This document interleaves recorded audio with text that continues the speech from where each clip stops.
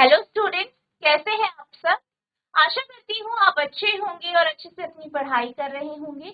मैं मोनिका रावत आपका स्वागत करती हूँ आईसीटी वर्चुअल क्लासरूम देहरादून में। बच्चों, आज हम क्लास 10th का जो आपका सब्जेक्ट है साइंस, उसका ओ लैब की क्लास को हम कंटिन्यू करेंगे। बच्चों, पिछले लेक्चर में हमने जो है verification of Ohm's law and resistance जो आपका एक्सपेरिमेंट था उसे कंप्लीट कर लिया था। आई होप आपको ये एक्सपेरिमेंट समझ में आया होगा।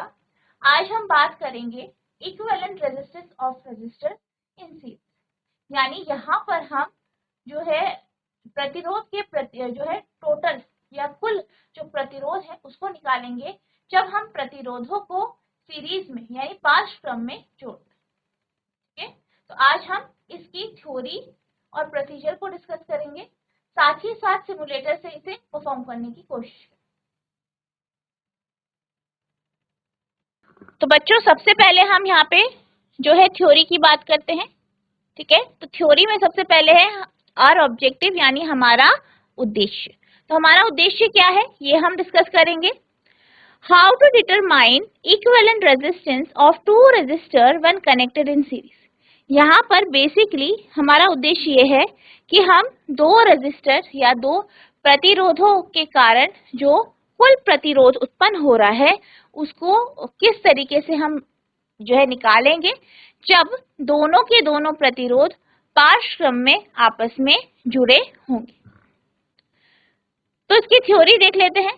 ठीक है, the theory, before we start learning about series circuit we need to know that electrical circuits are and what are different type of circuit.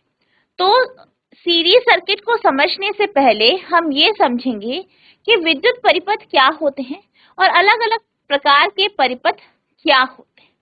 ठीक है, तो सबसे पहले अगर हम विद्युत परिपथ की बात करें तो विद्युत परिपथ यानी इलेक्ट्रिकल सर्किट क्या होता है। बेसिकली इलेक्ट्रिकल सर्किट एक क्लोज लूप होता है, एक बंद लूप होता है जिसमें चार्जेस मूव करते हैं, जिसमें आवेश गति करते हैं। बेसिकली जब आपका लूप पूरा क्लोज है तो यहाँ पे चार्ज मूव कर रहे हैं, चार्ज गति कर रहे हैं, यानी इलेक्ट्रॉन गति कर रहे हैं। और आप ये जानते हैं इलेक्ट्रॉनों की गति के विपरीत दिशा में करंट फ्लो करता है, धारा प्रवाहित होती है, यानी इस जो आपके सर्किट्स होते हैं इनसे धारा का प्रवाह होता है। यहाँ पर बेसिकली एक आपका इलेक्ट्रिसिटी या जो धारा है उसका स्रोत लगाया जाता है, जैसे कि आपका कोई बैटरी एलिमिनेटर हो गया या बैटरी हो गई या सेल हो गया। इसमें तारें होती हैं। ठीक है, तारों से ही आपका कॉन्टिन्यूअस लूप बनता है। एक लोड होता है, जैसे कि अगर हम एक सिंपल सर्किट की बात करें जो आप क्लास 6 से पढ़ते आ रहे हैं, उसमें क्या होता है, उसमें एक बल्ब लगाया जाता है जो कि लोड का कार्य करता है। तो बेसिकली एक विद्युत परिपथ में क्या क्या होते हैं, अगर हम सिंपल विद्युत परिपथ की बात करें तो उसमें आपका जो है एक बैटरी होती है, तारे होती हैं, आपका बल्ब होता है और की या स्विच होता है। और स्विच का क्या कार्य होता है, स्विच जो है, स्विच के माध्यम से हम परिपथ में धारा को प्रवाहित कर पाते हैं या उसे रोक पाते हैं, या हम सिंपल लैंग्वेज में ये कह सकते हैं कि परिपथ को पूर्ण करने का कार्य या जो आपका सर्किट है उसे कंप्लीट करने का कार्य कौन करता है, की या स्विच। ठीक है, तो इलेक्ट्रिकल सर्किट क्या होते हैं, बेसिकली विद्युत परिपथ वह परिपथ है जो क्लोज्ड है, जिससे धारा प्रवाहित हो रही है, जिसमें एक धारा का स्रोत है, एक लोड है, स्विच लगे होते हैं, तो ये क्या होता है, आपका विद्युत परिपथ होता है। An electric circuit is simply a closed loop through which charges can continuously move. An electric circuit basically contains a source of electricity, a load, resistance, a switch or a key for turning the circuit on or off at one's convenience. यानी विद्युत परिपथ क्या है, basically वो एक बंद loop है जिससे धारा जो है, जिससे धारा या हम कह सकते हैं चार्जेस या आवेश जो है लगातार प्रवाहित हो रहे हैं। और ये जो विद्युत परिपथ होता है बेसिकली यहाँ पर जो है जो है आपका धारा का स्रोत होता है, लोड होता है, ठीक है, स्विच होते हैं, ठीक है, जो कि सर्किट को ऑन ऑफ करने में मदद करते हैं। द डायमेट्रिकली या diagrammatic representation of an electric circuit is called circuit diagram. अगर आप किसी सर्किट को जो है आरेख के माध्यम से दर्शाते हैं तो उसे हम परिपथ या विद्युत परिपथ आरेख कहते हैं, ठीक है। अब यहाँ पे आप देख सकते हैं कि हमारे पास क्या है, यहाँ पे हमारे पास आप देख सकते हैं ये क्या है, रेजिस्टेंस के सिंबल है, यानी प्रतिरोध जो होते हैं आपके प्रतिरोधक, उनके सिंबल है। यहाँ पे प्रतिरोधकों को इस तरीके से जोड़ा गया है, आप देख सकते हैं R1, R2, R3, R4, ठीक है। तो इसे हम क्या करते हैं, एक सर्किट में लगा देते हैं, एक परिपथ में लगाते हैं। अब हम बात करते हैं टाइप्स ऑफ सर्किट के, यानी परिपथ के प्रकार।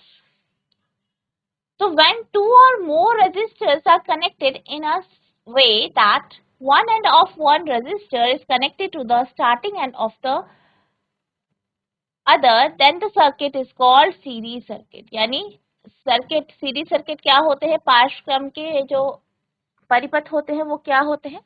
इसमें क्या होता है, दो या दो से अधिक जो रेजिस्टर है, प्रतिरोधक हैं, वो कुछ इस तरीके से जुड़े होते हैं कि पहले रेजिस्टर का जो एंड है, सिरा है, वो दूसरे रेजिस्टर के जो पहला सिरा है उससे जोड़ा जाता है। इस तरीके से ये आपस में जुड़े होते हैं, ठीक है। यानी पहले का दूसरा सिरा दूसरे के पहले सिरे से जुड़ा होता है, दूसरे का दूसरा सिरा तीसरे के पहले सिरे से जुड़ा होता है, तीसरे का दूसरा सिरा चौथे के पहले सिरे से जुड़ा होता है। तो इस तरीके से ये इस तरीके से ये जुड़ा होता है, जिसे हम सीरीज सर्किट कहते हैं, या पार्श्व क्रम में हम जो है विद्युत परिपथ कहते हैं। इसी तरीके से हमारे पास दूसरा कॉम्बिनेशन होता है, जिसमें क्या होता है, जिसमें सारे के सारे जो रेजिस्टर्स हैं, जो प्रतिरोधक है, उनका जो पहला सिरा होता है वो आपस में जोड़ा जाता है, और जो दूसरा सिरा होता है उनको आपस में जोड़ा जाता है, ठीक है। क्या कहा जा रहा है, दूसरा सर्किट कैसा होता है, जब आपके सारे प्रतिरोधकों का जो एक सिरा है, एक एंड है, उन्हें आपस में जोड़ा जाता है, और दूसरा सिरा जो है आपस में जोड़ा जाता है। तो इस तरीके का जो कॉम्बिनेशन होता है, इसको हम पैरेलल सर्किट यानी समानांतर परिपथ कहते हैं, ठीक है। Similarly, if the starting end of two resistors are joined to a point and the terminal ends of the two are combined and give connection to a source of electricity। तो basically क्या कहा गया है कि जो दो या दो से अधिक सर्किट है, उनका एक पॉइंट आपस में जोड़ा जाता है, दूसरा आपस में जोड़ा जाता है, और इन्हें क्या किया जाता है, एक बैटरी से या किसी विद्युत के सोर्स से जोड़ा जाता है। दो circuit are called parallel circuit. इस तरीके का जो सर्किट होता है, इस तरीके का जो परिपथ होता है, उसे हम पैरेलल सर्किट यानी समानांतर परिपथ कहते हैं। Since the current has only one path to take, the current through a series circuit is same through each resistor। यानी अगर हम करंट की बात करें, धारा की बात करें, तो जो धारा होता है उसका पथ एक ही होता है, एक ही तरफ वो मूव करता है। तो जो धारा का जो डायरेक्शन होता है वो एक ही तरफ होता है। सीरीज में अगर हम बात करें तो सीरीज में या पार्श्वक्रम में क्या होता है, जो रेजिस्टर में धारा प्रवाहित होती है उसका डायरेक्शन सेम होता है। Before calculating the equivalent resistance, let me ask you what is resistance. तो अगर हम बात करें इक्विवेलेंट रेजिस्टेंस की, ठीक है, कुल प्रतिरोध की बात करें, तो उससे पहले हम बात करते हैं कि प्रतिरोध बेसिकली होता क्या है।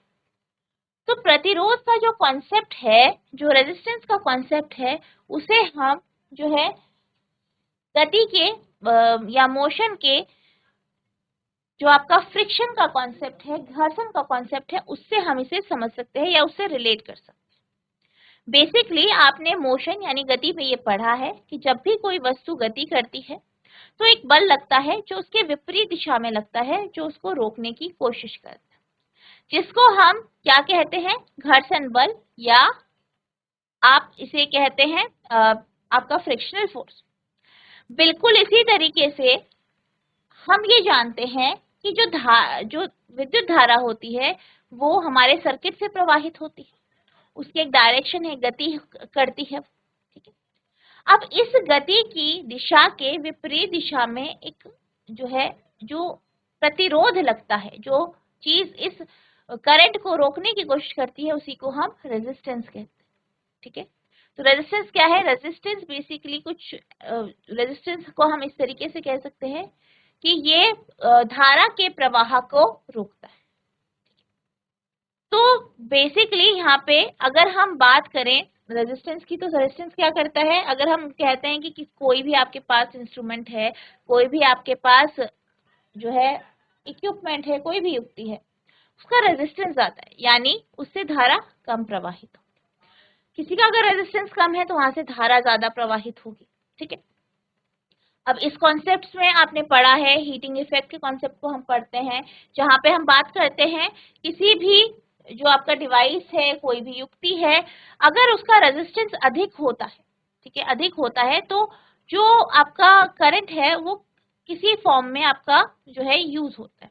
तो बेसिकली हमने ये पढ़ा है कि जब भी हम बात करते हैं हीटिंग इंस्ट्रूमेंट्स की या हीटिंग डिवाइसेस जो होते हैं आपके, जैसे हीटर होता है आपका, रूम हीटर हो गया, तो बेसिकली यहाँ पे क्या होता है, ऐसे धातु का यूज किया जाता है, ऐसे धातु का प्रयोग किया जाता है जिसका प्रतिरोध अत्यधिक हो, क्योंकि जिसका प्रतिरोध अत्यधिक होगा वो क्या करेगा, धारा को कम प्रवाहित होने देगा और हीटिंग प्रोड्यूस करेगा।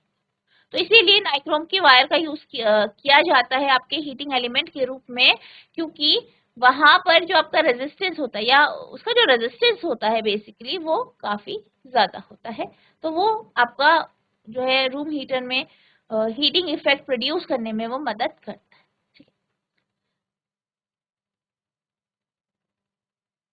अब अगर हम बात करें वोल्टेज की, अब हम बात करते हैं वोल्टेज, तो वोल्टेज क्या है? बेसिकली अगर हम वोल्टेज की बात करें, विभव की बात करें, विद्युत विभव की बात करें, तो नॉर्मल लैंग्वेज में हम ये कह सकते हैं कि ये वह चीज है जो कि चार्जेस यानी आवेशों को मूव करने के लिए पुश करती है, यानी उनको गति करने में पुश करती है। हम ये जानते हैं कि किसी भी परिपथ में कब धारा प्रवाहित होती है, जब हम जो है किसी बैटरी को, बैटरी एलिमिनेटर हो गया आपका या कोई सेल हो गया, उसको हम उस सर्किट में लगाते हैं। वो क्या करता है? धारा देता है, बेसिकली धारा प्रवाहित करने में मदद करता है। आप ये जानते हैं कि जो आपके सेल या जो आपके बैटरी होते हैं उनके दो टर्मिनल होते हैं, पॉजिटिव और नेगेटिव। पॉजिटिव और नेगेटिव टर्मिनल होते हैं, जिस कारण इनके बीच में क्या होता है, डिफरेंस होता है, चार्जेस का डिफरेंस होता है, जिस कारण क्या होता है, ये जो आपका बैटरी होता है ये पुश करता है या जो है चार्जेस को फ्लो करने में मदद करता है। या हम नॉर्मली कहते हैं कि ये क्या करता है, एनर्जी प्रोवाइड करता है ताकि आपके चार्जेस मूव करें, ठीक है। तो voltage can be thought of as the pressure pushing charges along a conductor, यानी हम वोल्टेज को कुछ इस तरीके से भी समझ सकते हैं कि ये किसी चालक में जो चार्जेस हैं, ठीक है, जो चार्जेस हैं, जो आवेश हैं, उनको आगे चलने में मदद करता है, गति करने में मदद करता है। Electrical resistance shows how much energy you need when you move the charges current through your device. Basically अगर हम विद्युत प्रतिरोध की बात करें तो विद्युत प्रतिरोध हमें मदद करता है या हमें ये बताता है कि हमें कितनी एनर्जी चाहिए, कितनी ऊर्जा चाहिए ताकि हमारे जो चार्जेस हैं, जो आवेश हैं, वो परिपथ में गति कर पाए या मूव कर पाए। If you need lots of energy, then the resistance required is also high. यानी अगर आपको बहुत ज्यादा एनर्जी की, बहुत ज्यादा ऊर्जा की आवश्यकता होती है, तब भी आपको अत्यधिक रेजिस्टेंस यानी प्रतिरोध चाहिए होता है।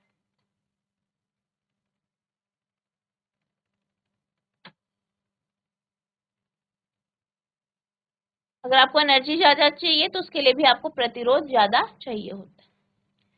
In many materials, the voltage and resistance are connected by Ohm's law. अब अगर हम बात करें बहुत सारे जो मटेरियल्स होती हैं, जो भी पदार्थ होते हैं, उसमें वोल्टेज और जो रेजिस्टेंस होता है, इनका जो रिलेशन होता है, इनका जो संबंध होता है, वो ओम्स लॉ से जुड़ा हो। ओम का नियम क्या कहता है? V equals to I R. आपने पढ़ा है, अभी हमने एक्सपेरिमेंट्स देखे दो, ठीक है। बेसिकली यहाँ पे क्या कहा जाता है? यहाँ पे ये कहा जाता है कि कोई भी आपके पास लोड है, उसके अक्रॉस कितनी धारा प्रवाहित करेगी, ये किसके ऊपर निर्भर करता है? उसके विभव अंतर के ऊपर निर्भर करता है। और जब हम बात करते हैं ओम्स लॉ की, तो आपका आता है V equals to I R, जहाँ पे V क्या है? वोल्टेज है, यानी विभव, विद्युत विभव। I जो है वो आपका धारा है, करंट जो फ्लो कर रही है। और R क्या है? आपका रेजिस्टेंस यानी प्रतिरोध। That is the property of conductor to oppose the flow of charges through it is called its resistance। अब यहाँ पे आप देख सकते हैं, यहाँ पे क्या कहा गया है कि किसी भी चालक का गुण, ऐसा गुण जिसमें हम क्या कहते हैं कि ये चार्जेस के या आवेश के फ्लो को, ठीक है, आवेश के प्रवाह को रोकने की कोशिश करता है या उसके विपरीत दिशा में कार्य करता है। तो ऐसे जो आपके प्रॉपर्टी होती है, इसी को हम क्या कहते हैं? रेजिस्टेंस यानी प्रतिरोध। तो प्रतिरोध क्या है? आवेशों के प्रवाह के विपरीत को रोकने का जो कार्य होता है या जो रोकना होता है, बेसिकली वही आपका प्रतिरोध है। तो प्रतिरोध का कार्य यही होता है कि वो धारा के प्रवाह को रोकने में मदद करता है, ठीक है। It is measured as resistance. तो रेजिस्टेंस हो जाएगा आपका V अपॉन आई, यानी पोटेंशियल डिफरेंस या voltage upon current. R equals to V upon I. All metals are good conductors, so all metal wire have a relatively low resistance। यानी सारे के सारे जो मेटल होते हैं, ठीक है, वो गुड कंडक्टर्स होते हैं। साथ साथ की जो धातु होती हैं वो सुचालक होती हैं, यानी उनका जो रेजिस्टेंस होता है वो कम होता है। अब the longer a piece of wire, the higher its resistance, double the length means double the resistance। अब अगर हमारे पास कोई तार है, उसको हम लंबा कर देते हैं, तो अगर उसको हम लंबा कर दें तो उसका प्रतिरोध बढ़ जाता है। यानी अगर हम किसी भी तार की जो लंबाई है उसको बड़ा कर दें, उसको डबल कर दें, तो क्या होता है? तो अगर हम तार को बड़ा कर दें तो उसके जो प्रतिरोध है वो कम हो जाता है। यानी अगर आप डबल करोगे किसी भी तार की लंबाई को, तो उसका रेजिस्टेंस भी डबल हो जाएगा, क्योंकि R जो है वो आपके समानुपाती होता है लंबाई के, यानी तार की लंबाई।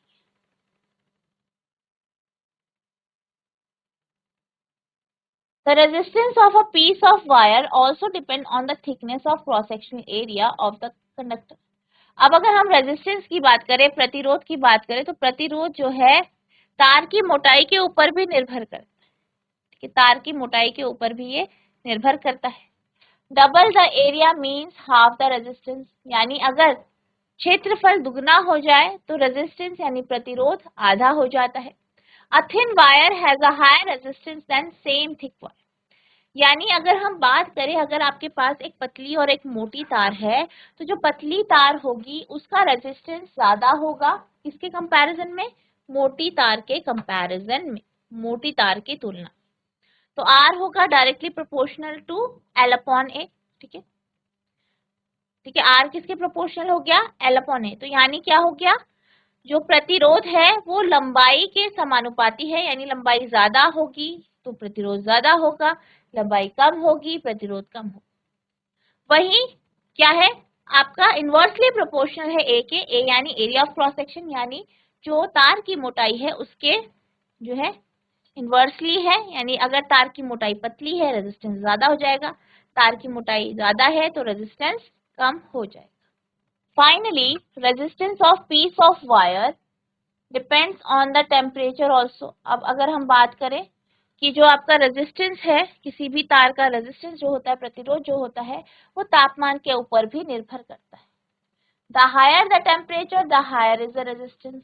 जितना ज्यादा तापमान होगा उतना ज्यादा रेजिस्टेंस होगा, ठीक है, जितना ज्यादा तापमान उतना ज्यादा रेजिस्टेंस, प्रतिरोध। Calculating the effective resistance, total resistance of series circuit. अब हम बात करते हैं कि हम सीरीज सर्किट का अगर हम इफेक्टिव रेजिस्टेंस यानी कुल प्रतिरोध अगर हम निकालें तो कैसे निकलेगा? The total resistance, effective resistance of circuit is found by simply adding the resistance value of the individual.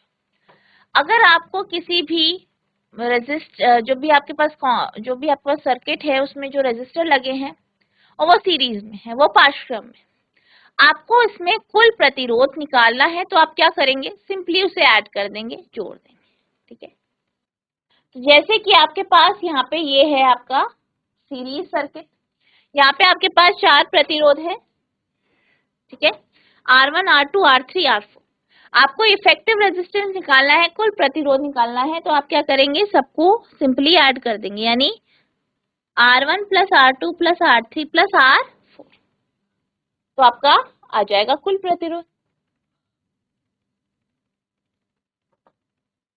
Here we use meter bridge to calculate the effective resistance accurately। अब यहाँ पे हम क्या करेंगे? मीटर ब्रिज का उपयोग करेंगे, ये आपका मीटर ब्रिज है, इसका उपयोग करेंगे और इसके माध्यम से कुल प्रतिरोध हम निकालेंगे।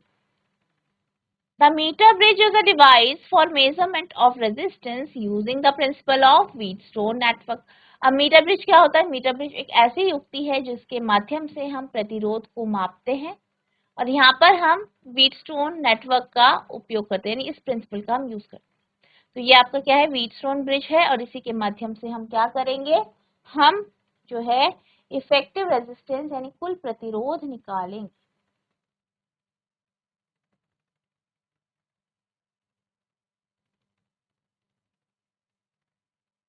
अब हम बात करते हैं प्रोसीजर की, ठीक है। तो प्रोसीजर की अगर हम बात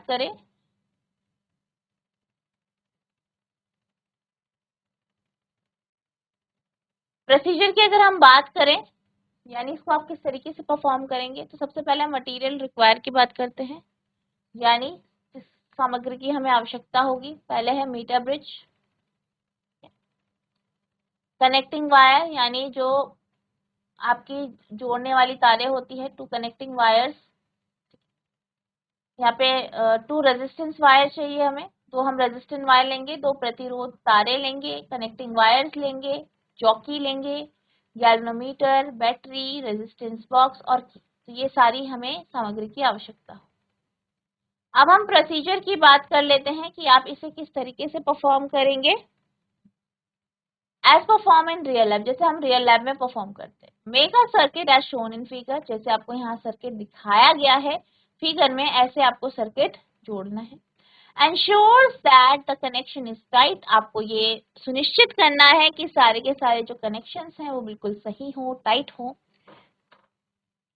Click whether the connections are correct by removing some resistance from the resistance box and close the plug key। आपको क्या करना है? सारे के सारे कनेक्शंस ठीक है या नहीं, इसको आपको चेक करना है। तो आप क्या करेंगे? आप कुछ रेजिस्टेंस को जो है हटाएंगे, ठीक है, और की को प्लग कर देंगे, यानी की क्लोज कर देंगे। Press the jockey at the left extreme of the meter bridge, जो मीटर ब्रिज है इसके यहाँ पे लेफ्ट के एक्सट्रीम में, यानी यहाँ आखिर में आप क्या करेंगे? जॉकी को लगाएंगे। Mark the direction of deflection of the galvanometer, galvanometer जो है यहाँ पे आपको गैल्वेनोमीटर होगा, उसमें डिफ्लेक्शन किस दिशा में हो रहा है ये आपको देखना है। Then the connections are correct, otherwise connections are not correct. तो आप क्या करेंगे? यहाँ पे पहले आप यहाँ पे जॉकी को इस सिरे पे रखेंगे, फिर यहाँ देखेंगे डिफ्लेक्शन, फिर इस सिरे में रखेंगे, फिर डिफ्लेक्शन देखेंगे, और दोनों की दोनों जो डिफ्लेक्शन है वो विपरीत दिशा में होने चाहिए। अगर विपरीत दिशा में है तभी आपका कनेक्शन सही हो, ठीक है। तो किसी की मदद से करेंगे? जॉकी की मदद से दोनों तार के दोनों एंड्स में आप क्या करेंगे? जो है टच करें। The balancing point is obtained by sliding the jockey along the wire and when there is no deflection in the galvanometer। फिर आप क्या करेंगे? जॉकी को यहाँ पे स्लाइड करेंगे, यानी इस वायर पे स्लाइड कराएंगे और बैलेंस पॉइंट निकालेंगे। बेसिकली बैलेंस पॉइंट वह पॉइंट होगा जहाँ पे गैल्वेनोमीटर का डिफ्लेक्शन 0 होगा। Take at least 3 sets of observation by moving the jockey from both the end of the bridge for each wire and also when it is serially connected। तो आप क्या करेंगे? आप 3 सेट लेंगे ऑब्जर्वेशन के, ठीक है, जॉकी को मूव करा के दोनों एंड से, ठीक है, और आप ये भी देखेंगे कि ये सीरियली कनेक्ट हो। रिकॉर्ड योर ऑब्जर्वेशन, अपने ऑब्जर्वेशन को आप रिकॉर्ड करेंगे। Find its resistance of its combination as mention in the below observation table. आपको क्या करना है, रेजिस्टेंस निकालना है इसका ऑब्जर्वेशन टेबल में, ठीक है।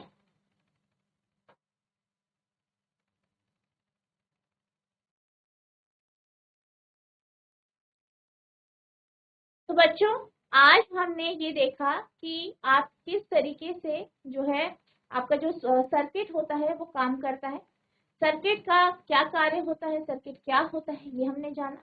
इसके साथ साथ हमने ये देखा कि पार्श्वक्रम और जो आपके समानांतर जो सर्किट होते हैं वो किस तरीके के होते हैं, और साथ ही साथ हमने ये भी जाना कि रियल लैब सिचुएशन में आप इस एक्सपेरिमेंट को किस तरीके से परफॉर्म करें, ठीक है। तो बेसिकली यहाँ पे हम क्या करेंगे, हमें जो है दो तारे लेनी है जिनको हम सीरीज में जोड़ेंगे, और फिर क्या करेंगे, हम जो है यहाँ पे टोटल रेजिस्टेंस निकालेंगे। तो आई होप आपको जितना समझाया गया है समझ में आया होगा, आपको प्रोसीजर अच्छे से क्लियर हुआ होगा। नेक्स्ट लेक्चर में हम जो है सिमुलेटर के माध्यम से आप इस एक्सपेरिमेंट को किस तरीके से परफॉर्म करेंगे ये हम डिस्कस करेंगे। साथ ही साथ सिमुलेटर से हम इस एक्सपेरिमेंट को परफॉर्म करेंगे, ठीक है। तो आपको क्या करना है, सारा रिवाइज करना है। नेक्स्ट लेक्चर में अगर आपको कोई भी डाउट होता है तो आप पूछ सकते हैं।